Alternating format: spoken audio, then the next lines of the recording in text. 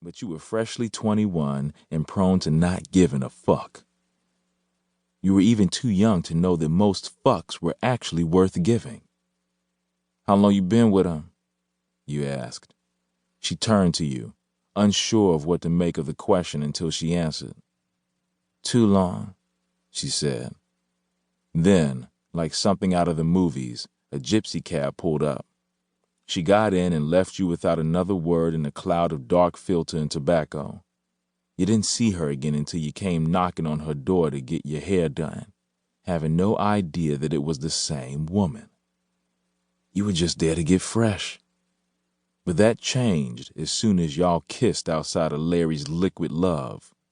Your nonchalance went out of the window under that cheap-ass comforter you bought from the furniture place on Flatbush the same day you got your first Brooklyn futon. After that, Jenna was all that mattered. She became the blueprint, the schematic for structures that never held their weight long enough to go the distance. Still, you were ready to stab the one dude because he started talking out of the side of his neck about how she looked like a whore, because tight and revealing was usually the first way she chose to go. But she held you back from popping dude in the mouth that time, because she said that real dude boys kill before they see the consequences coming. She didn't think you were for real until she saw what you did for a living. That humbled her a little bit. But still, most times she was ready for a fight. And when it came to any war on her battlefield, you were the first and only soldier who was always ready to go. You either had to roll with Jenna or not roll at all. Apache's gangster bitch comes to mind. Looking back, the two of you probably smoked so much weed to keep tempers down and stayed inside for as many hours as you could to keep all your flaws from getting out into the world. Jenna was not a character from a movie. She didn't do dishes. She didn't cook. And sex with her was always on her terms, which meant that you had to wait to get it and deal with however long it took for her to be in that mood.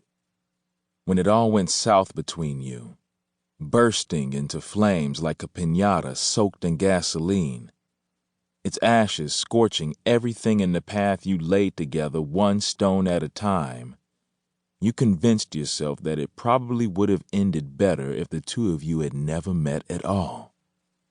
These were the thoughts going through your head somewhere between Saturday morning and that fateful Thursday in 2005, when this story both begins and ends.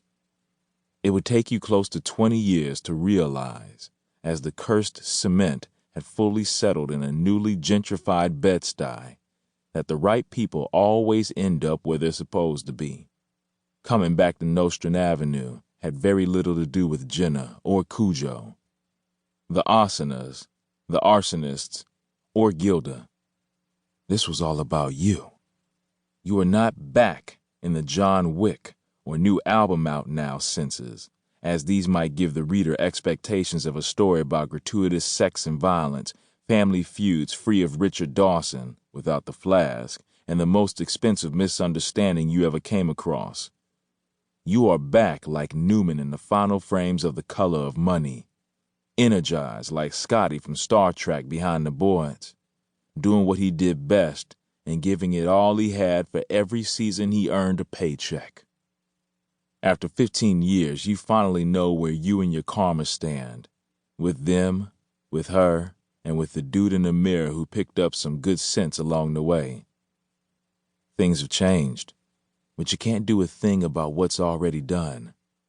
A Pandora's box you teased open like a fleshy pair of thighs, and a mistake similar to the previous metaphor that you wish you could take back in exchange for a sober night and keeping to yourself at the bar.